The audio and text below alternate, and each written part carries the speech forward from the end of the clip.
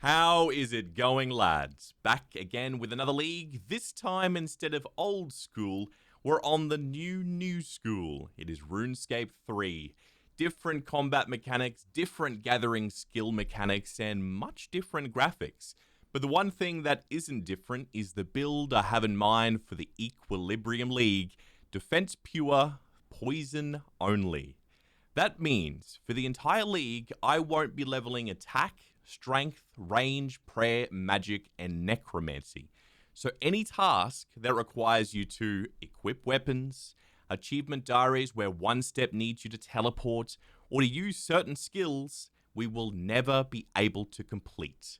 Thankfully, this league is broken into two sides, relics and combat blessings, where most of the combat blessing tasks are combat focused.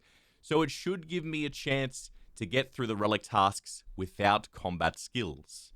I'm asking the question on no one's mind.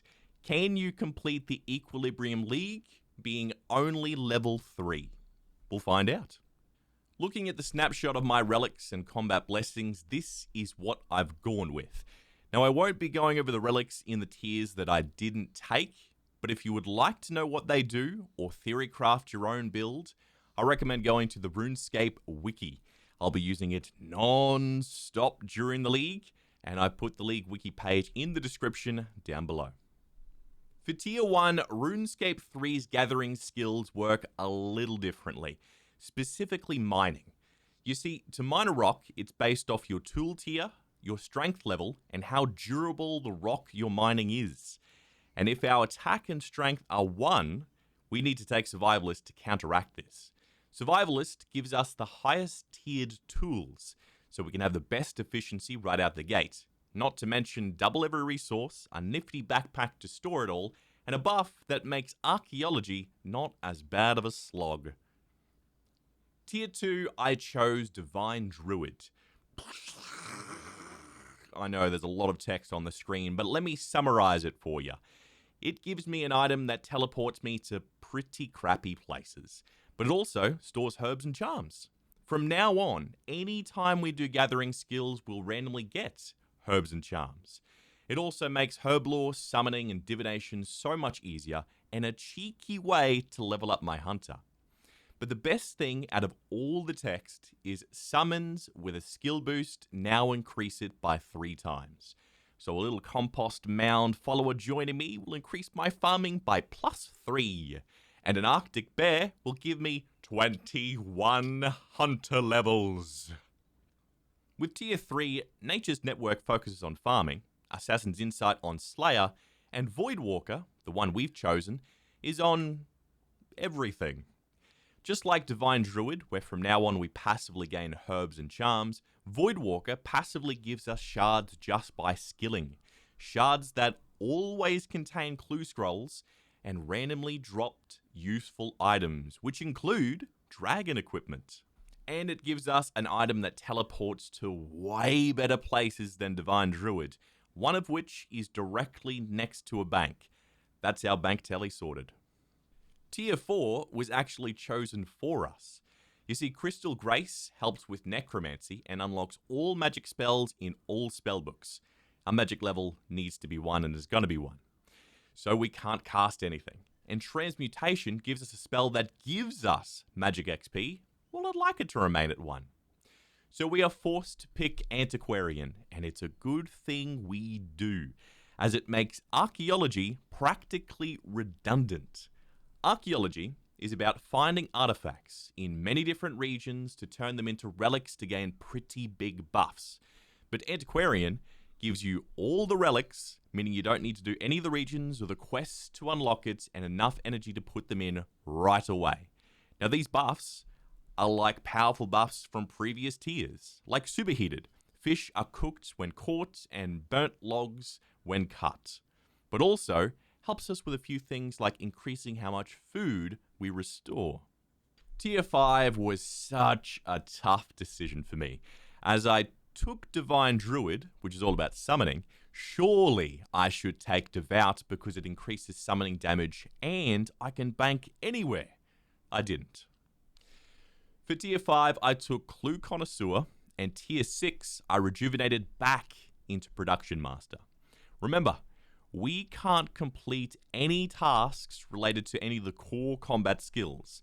So to pick up where I'm lacking, I'll take Clue Connoisseur, the dedicated Clue Scroll relic.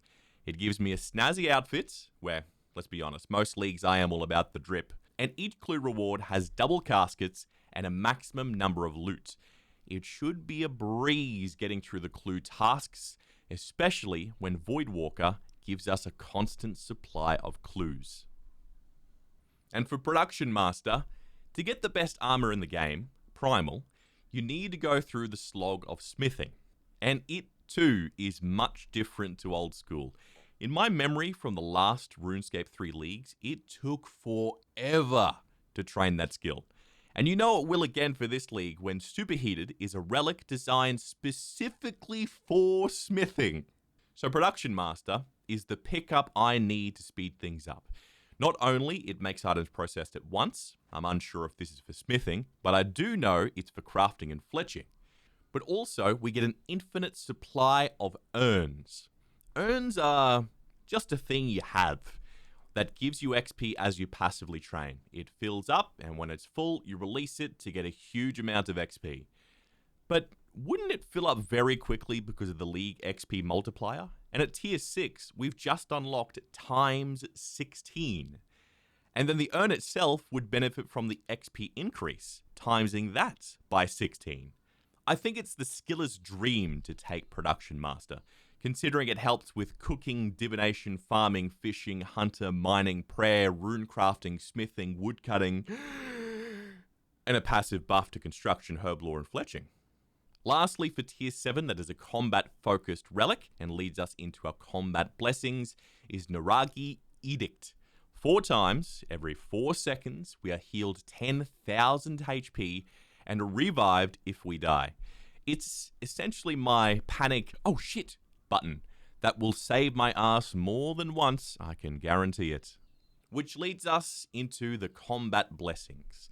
The build is 99 defense and constitution with some summoning on the side.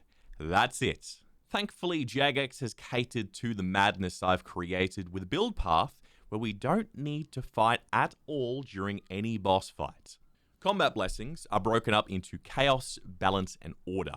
Chaos is all about damage and crits, balance is HP and poison, whilst order is armor and abilities. For our build, we don't take anything in chaos and all in on balance and order. Terragard's Aegis is the first one, making our base ability damage increase by 75% of our armor. You see, just like the choices we made for Relic Tier 1, RuneScape 3's combat mechanics are also different. Your ability's damage is based on your weapon, your offhand weapon, and strength. With one attack, our best weapon is bronze, we have no strength bonus, and our offhand will always be a shield.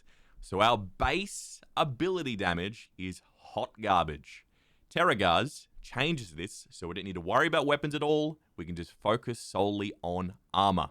Bark Scale is our bread and butter. It says anytime we reduce damage, so we don't even need to attack at all, we unleash an attack that does AoE ability damage. So in theory, I can just stand still and the enemy will eventually die.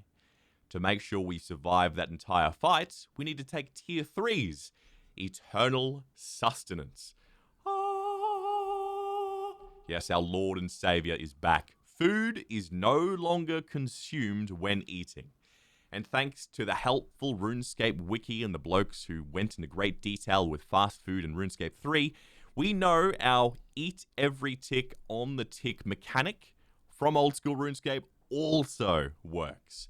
And the pie, specifically the pork pie, is going to be our best food source for this league. And with Antiquarian, there are a few relics that increase our food healing even more.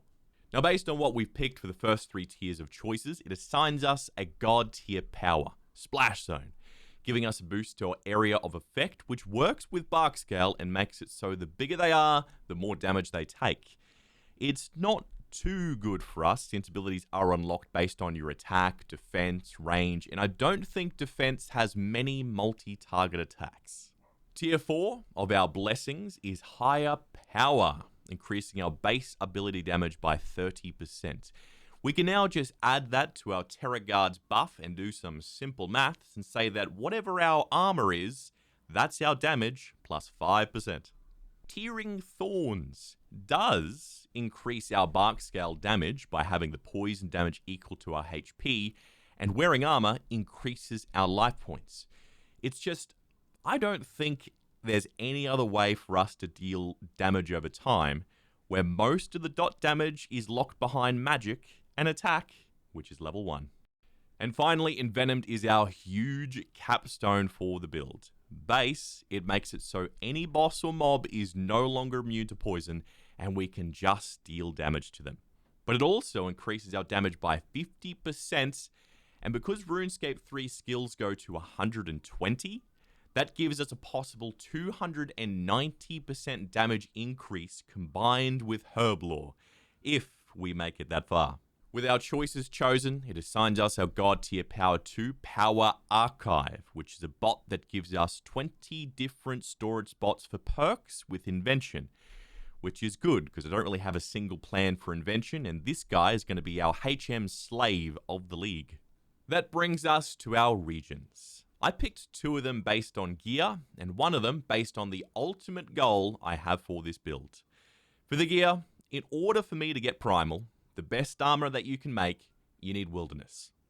The best food in the game, to make use of the infinite eternal sustenance, eat every tick, is the pork pie. In order to make the pie, you need to finish a quest, and that quest is only available in Asgarnia. Yes, I'm picking Asgarnia specifically for a bloody pie. And finally, the third area for my ultimate goal, the deserts. You see, I find it funny, the idea of standing at the liberation of Mazcab, the one and only raid in RuneScape amongst players that are all level 152 kitted out in the best gear manageable. And there I am, level 60, wearing full primal and a bronze sword, asking people for an invite. I doubt anybody would invite me along, but to see the reactions and to see if I could actually survive the raid with this build would be amazing. That's the plan I have. Pure skiller as far as I can, and when I eventually do combat, I'm a defense pure, shoving my face with a pie whilst they eventually knock themselves down. Will it work? We'll find out. I'll see you in the league, and if you see me, say hi.